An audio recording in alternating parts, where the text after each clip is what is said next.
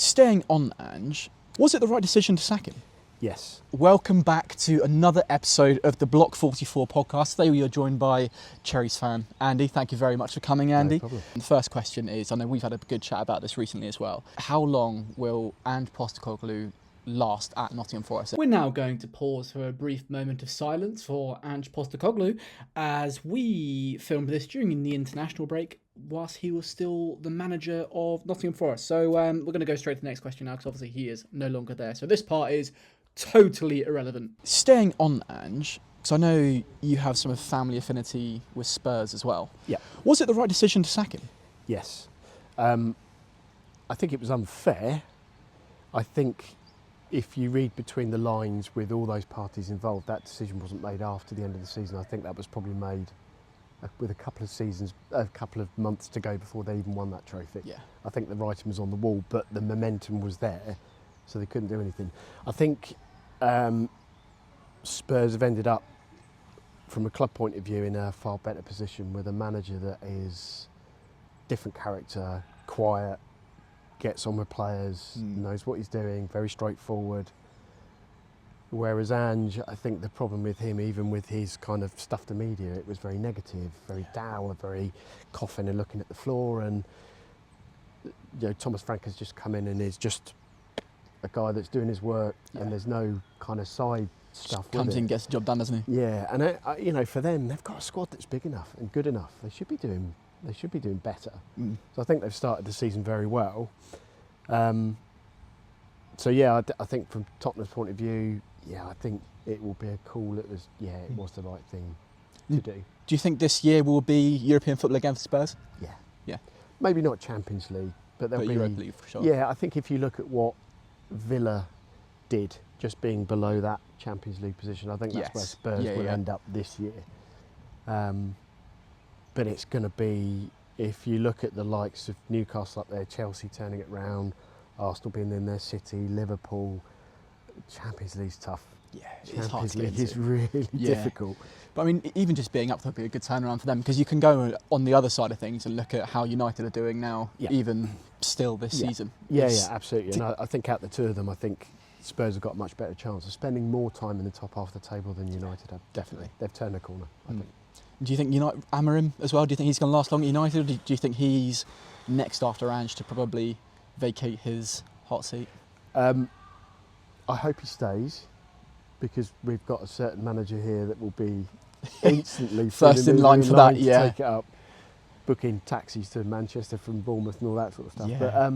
But I don't know. I think that the problems at United are bigger than just one man, and Amorim has come in and unfortunately he's made the same mistake that Ange has made, and he's made the same mistake that Russell Martin has made. Yeah. Which is this my own way of playing. Too stubborn.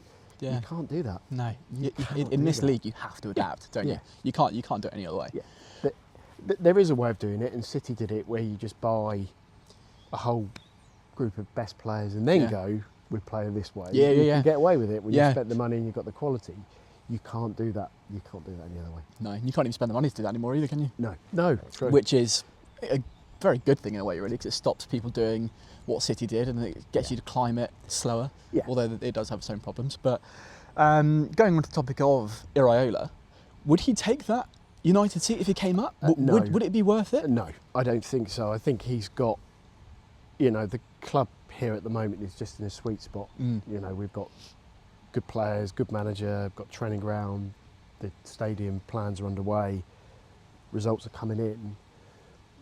I wouldn't trade that for anything more than going to the best of the best. Yeah. And remember that Iraola he's got Spanish roots, so there's nothing to say that a Real Madrid or a Barcelona wouldn't come in. Yeah. So it doesn't necessarily mean he would move to a Premier League club, but Man City, Pep won't last forever. That could be he's talking about going within the next few years, isn't he? Yeah. So that'll probably be quite a good job for him. I think you have to be realistic. We can't have a manager here that keeps ripping up trees year on year out without some kind of interest. Yeah. But I think he won't jump ship. He'll wait, and then there will be a time where an opportunity comes along that's just too good.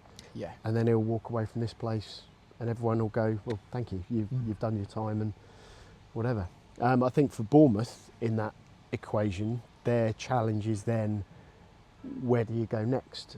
And I think they're probably in a better position now than they've ever been to go, this as a proposition is far more appealing to a good, established manager than it's ever been. Yeah. So you can't, I don't think you can put all your eggs in one basket and go, well, the success we have is down to Iraola. It is, but there are other elements, and you just hope that those other elements allow the next person to come in to pick it up and carry on that momentum.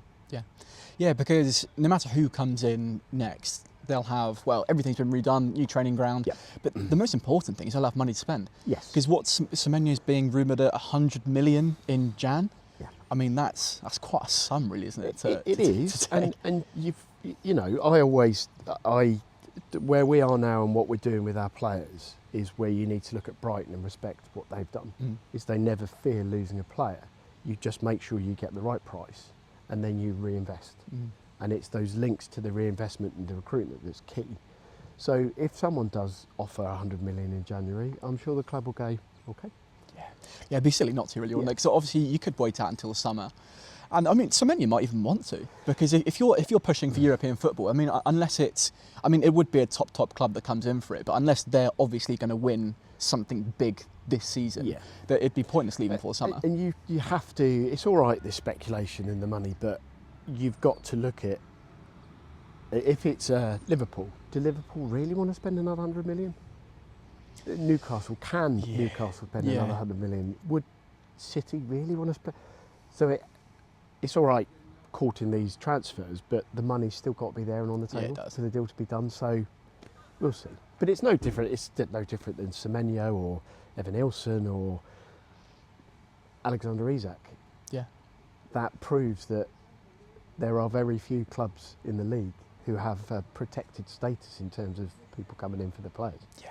And I think if you can take that on board and work out what your strategy is going to be, and not fear losing one player or another player, it's the way it's going to be sustainable. Well, I mean, I guess it is also having that strategy in place, because when you look at other clubs that have sold, well, not even sold big players, Bournemouth have taken more money off Real Madrid than the likes of Liverpool and PSG, and they've taken Kylian Mbappe and Trent Alexander-Arnold for free, was taking Dean Howson for 50 odd million. So it is just having that plan in place, isn't it? Because and I guess that once you get that strategy, you then get that reputation that if you're a young, hungry player in Europe and you're doing really well, come here for 2 years and you'll get your big move. But in your 2 years here, you'll probably play and you'll get your experience and your knowledge. And I guess at the moment, there's a thing that if you can cut your teeth in the Premier League, you can play anywhere. Yeah, definitely. So if you can come here and do well for a couple of years, right, you're in the shop window for anyone around Europe. And you look at the 3 players we lost over the summer. We've lost one to the current Premier League champions, one to the European champions, and then one to Real Madrid. Well, yeah, realistically, you can't really say no to those offers, can you? Yeah. I mean, Bournemouth's great and South Coast is lovely, but when they come calling, they're not going to hang around in Bournemouth just because Bournemouth's got a good beach. No, it's just not going to happen. No, it's not worth it just for that, is it? Yeah. No, but I mean, but the reality for Bournemouth now is that yes, it can come for 2 years, but also to the fact of European footballers on the cards, because there is no reason why now. Because Europa League may, because it is tough at the top of the table now, but there's no reason why Conference League. And if Bournemouth get into the Conference League, that's the best one, because that's the one that they could actually win. Yeah, I've always had a. It's a great thing to aspire to, but the reality of then playing Saturday, Saturday. Yeah, it's a lot. It's hard work, and certain clubs have done it well, but it'd be interesting this year seeing how the likes of Crystal Palace cope with it, but they've not coped with it before. And it's great getting there and being in the Conference League, but suddenly you realise that you're 6 places below where you were in the league last year, and it's tough. And this place, are they ready? Probably not far off, but it's it is a double-edged sword. I guess it's just a bit of squad depth now, really, isn't it? Because it's easy for the big boys when you've got When you look at Liverpool, they've got £200 million strikers that they can just whip on and off the pitch whenever they fancy. And I think there's a bit of a history there that clubs have shown that actually getting motivated for a European game is fine. It's the following game, the following weekend, where you've got the tiredness, everyone's been away all week. Yeah, because it's the travel as well. It takes a toll. Yeah. It does. Yeah, definitely. But speaking about a club that was in that position that has fallen quite quickly, is West Ham. So obviously Nuno's there now. Yeah. And he's making some statements. I think they'll do well, but what are your thoughts with them? Can he get them back to their former glory of I think Conference League football? As we've touched on already, he has a style of play that's worked at Wolves, it's worked at Forest, and it will probably work at West Ham. I think West Ham, Graham Potter should have worked, it didn't. Yeah. They never ended up with a style under him or a way of playing. It was it just didn't work. So Nuno comes in. That's the way we're going to play. That's it. And it's, as you said, it's a defensive way of playing. So it should be one that they can at least put the brakes on bad results quite quickly. Yeah. Stabilise things, and then move on. I think the problem with that type of style is when you then get success, you don't want to play defensively anymore. You want to buy good players and play that. You're going away from the kind of model. So I think for West Ham, I think it's a good move. It gives them a definitive way of playing. They're not going to win anything or rip up any trees, but I think most West Ham fans will go, let's just move away from Premier League, that. isn't it? Yeah, just get away from the Get in relegation the middle and let's let others worry about that.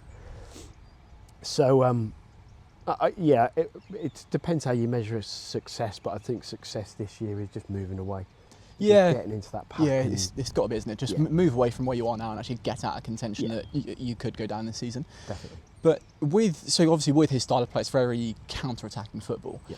The most interesting choice it looks like he's made so far is freezing out James Ward-Prowse the very first time. Because, I mean, I know I'm biased as a Saints fan, but when you look at the stats from last season, and even this season, he's been a solid starter, vice club captain, and he is their most creative player. Yeah. He went to West Ham, leaving Southampton to find that sweet spot and play in the Premier League.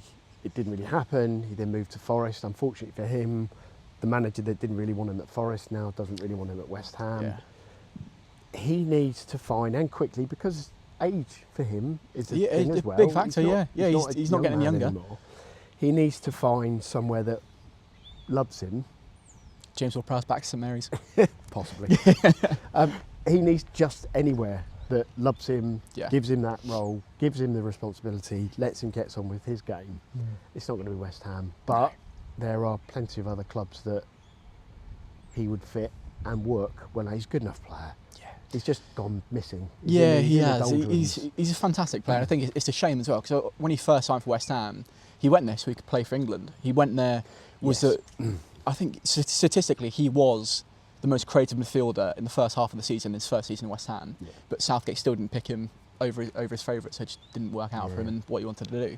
But let's stay on England. Obviously, we just finished the international break. England beat Latvia last night and have now qualified for the World Cup. Yep. Can Tuchel bring it home? Yeah. Yeah? Yeah. Why not? International football is very difficult, isn't it? Because whatever manager you are, you're not really a manager. You're just kind of a statesman for looking after a collection of the best of the cream of the crop of that country. So you've got a job where you have to bring this group together for a 2-month period and be successful. I think, unlike other managers, Tuchel, again, has got quite a direct style. I don't think it's going to be a style that's going to be very difficult for others to pick up on.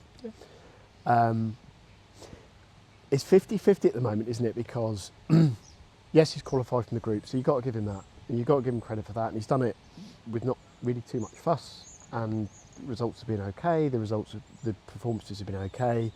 He's kept a clean sheet. He hasn't conceded a goal yet for the at all in the qualifiers, did he? And in the last 2 or 3 games they've started scoring goals as well, so the signs there are good.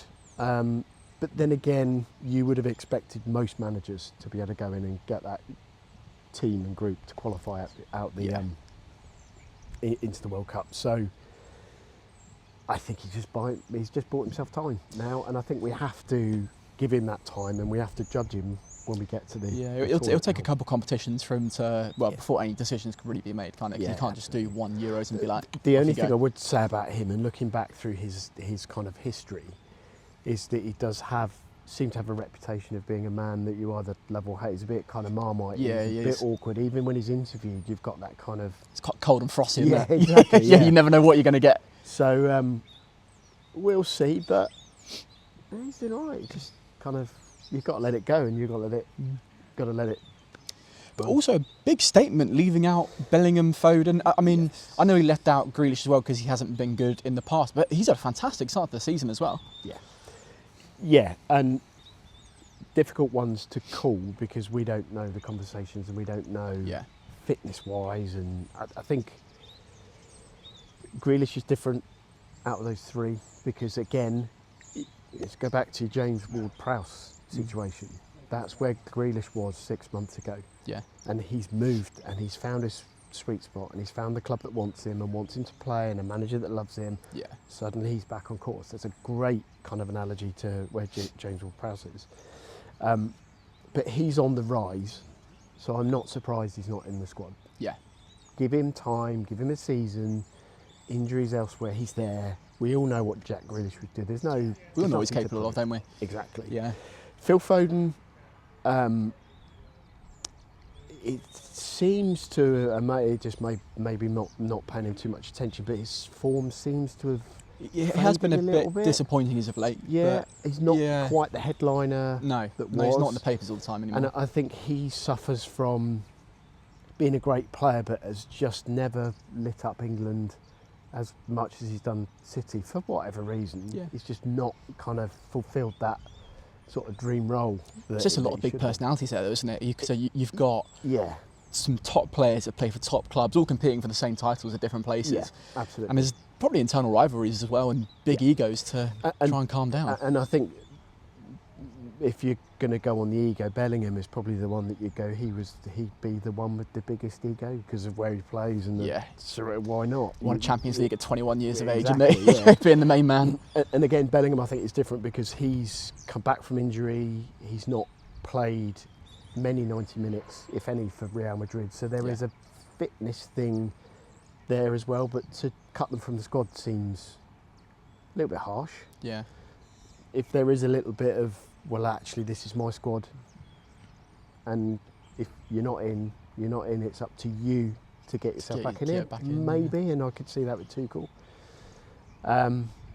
But I guess, looking at a slightly different aspect, we always tend to criticise England because we get to a tournament and go, well, we've not given others a chance. Yeah.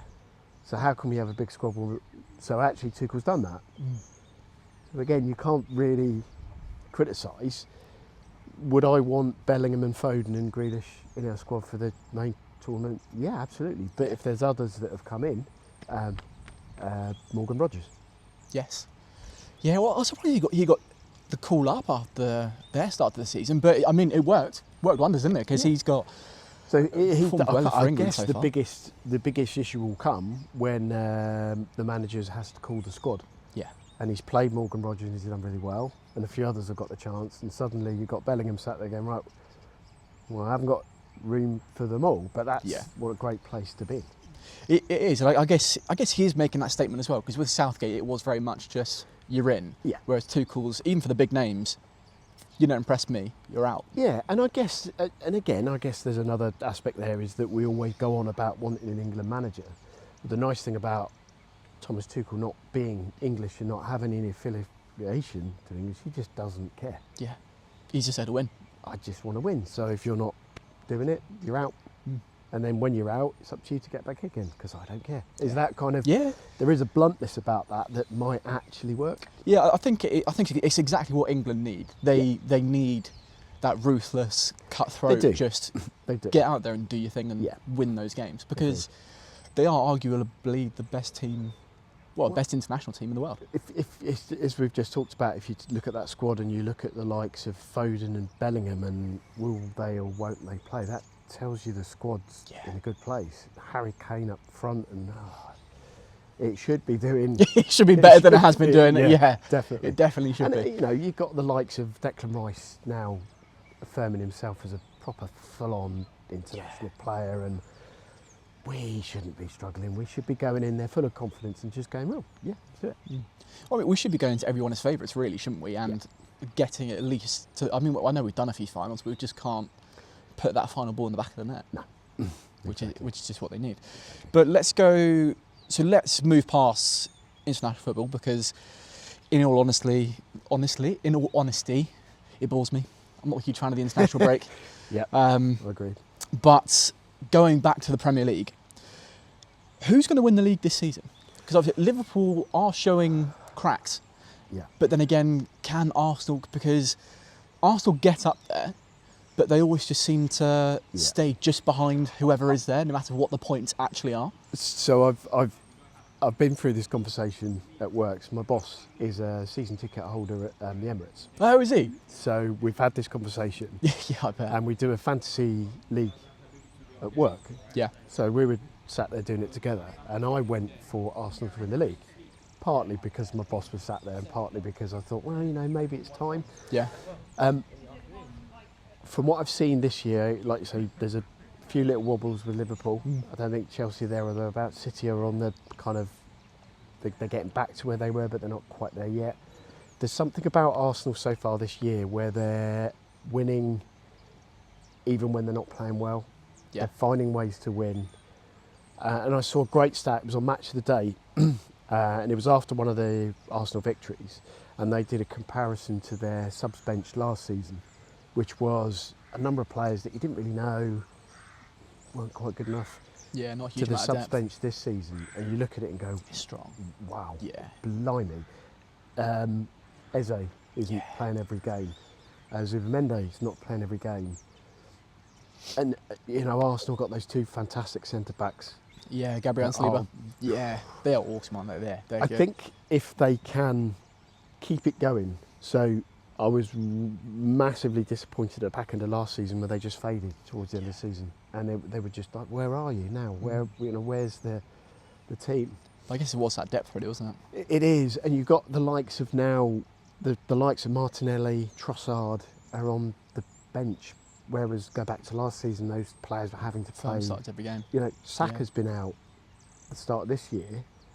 When he dropped out last year, it was a disaster. Just a nightmare. Yeah, but This now they've year- got the depth, they'll fix it. Yeah. But I guess that's the thing with them, isn't it? Because they got to... Was it semis or quarters they got to the Champions League? Whatever they it was, did. they got really far. Yeah, they beat Real Madrid. What was the game it was Declan Rice scored a couple of. Yes, it was Real Madrid. crackers. It Yeah, was Real Madrid, yeah. Those two free kicks. Yeah, because it was PSG that they lost to in That's the end, right. wasn't it? Yes, yeah. it was. And then Yeah. obviously they went on to win it. Yeah. And I actually think there was question marks about one of their signs, but I actually think it could work really well. It's Madueke. Yes.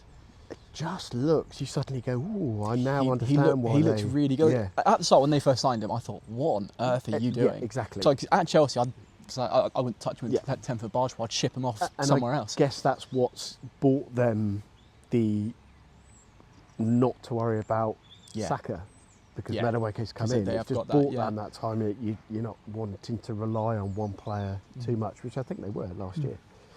Yeah, well, it's always interesting to see, though, isn't it? Because obviously, from a fan's perspective, it shows where the scouts actually make their money. Because from us watching people like Madueke, you think, not a chance. But Yeah, exactly. they do make it in. They are good. But obviously, going on to... So Eze is now gone to Arsenal. Crystal Palace are slowly losing players, but they're showing no sign of slowing down anytime soon. Yep. What do you? How far do you think they can go on the Glasner, and how long do you actually think they can keep him? Because obviously, Gakey's banging on the door of Liverpool, and that could probably will happen in Jan. Yeah. I think he's won again. It's like Iraola here. Glasner started slowly, but has built. And I mean, what a job he's doing. What a job.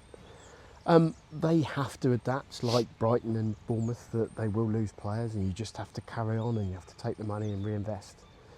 I think there's a great point, and if you've listened to Unai Emery and Eddie Howe being interviewed, that there is, I think, now a ceiling where clubs, because of financial fair play, can invest so much but to actually make that final step to get into that top four and be in the Champions League is actually now really difficult. Yeah.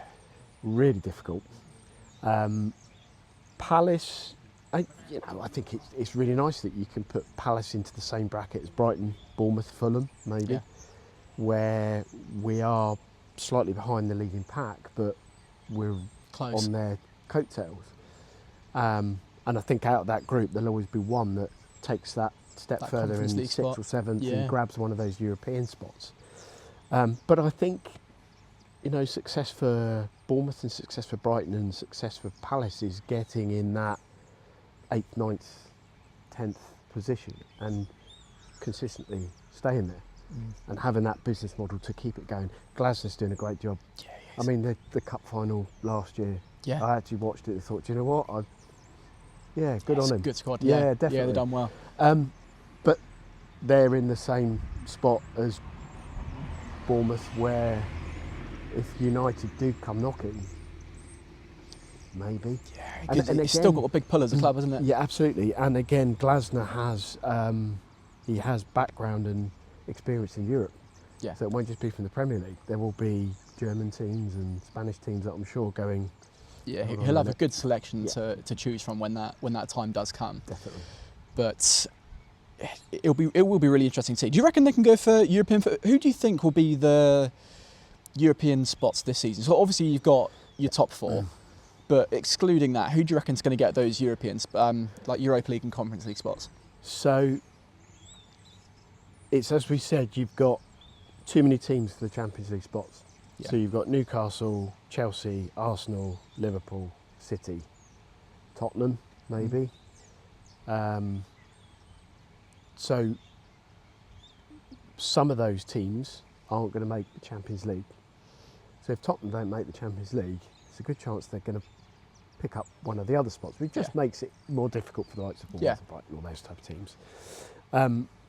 Villa, Yes. I'm not sure. Yeah. There's something that's not Hasn't clicked this season, has it? not clicked this season. So I'm not sure. I would probably go for, if you're looking for Europa League and Conference League, I'd probably go Tottenham, Newcastle. Yeah. To fill one of those spots, and maybe one of the Bournemouths or Brightons just to sneak in. Yeah, there. I think one of that lot can definitely get Yeah. the Conference League spot. So I think that will be up for grabs for a team like Bournemouth, Fulham, Yeah. not Forest anymore, but Palace and the likes of those. And I guess, as we've said before, you've got to have the squad.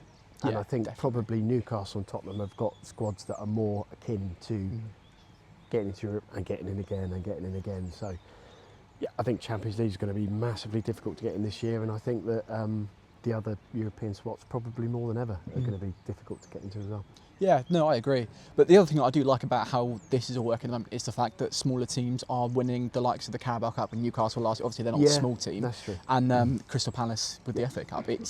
It's better to see that coming through. Obviously, we want to see more lower down teams. It'd be nice to see a championship team get to a final or something, like just see a bit more competitiveness from lower down. But it's nice to see that it's not just the big boys doing it every time now. Definitely.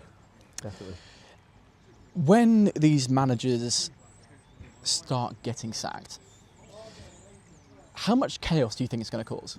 Because obviously right now we have Ange, we have Amorim, who sort of banging on the door to be sacked.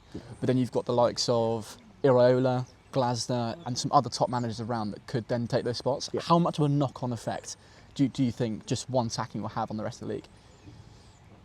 Good question. I think in terms of the clubs that they leave, I think the likes of, we've talked about business models, the likes of Bournemouth, Brighton, Palace, they're stable. I think they'll cope with it. And a really good example of that, and one that surprised me, is actually Brentford. Yes. Because I think after the loss of Thomas Frank and losing a couple of really good players, I really worried for them. But actually, the guy's gone in there, stabilised it. They've got a few wins. I think it's a different story when you talk about Forest. They've just got an owner that's he's going to punch, fight, kick. Yeah. He's going to get there. Yeah. But he will take prisoners. And even going back to the Gibbs-White transfer that never happened, there was elements of that which were a little bit, it's almost like, bit mafia-like, isn't it? Exactly, yeah. It's almost Yeah. like you're not leaving. Yeah. All right, boss. It looked like, It's it was like it was forced to say, because they triggered the release clause, then they threatened legal action because no one's supposed to know about the release clause, and then he's suddenly best friend shaking Marinaki's hand on the pitch. So Signing his new I contract. think the connotations, the repercussions for Forest would be quite dramatic.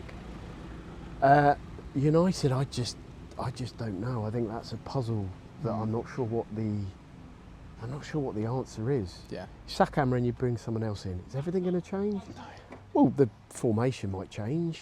It's a big The project, players though, isn't might it? change, but I mean, Done you've that a got few Cunha times.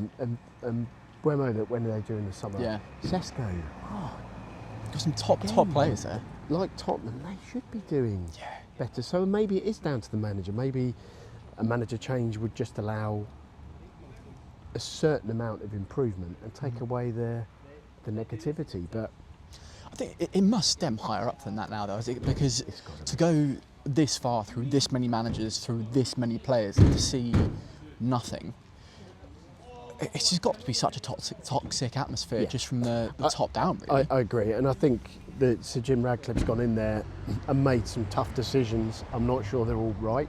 Yeah.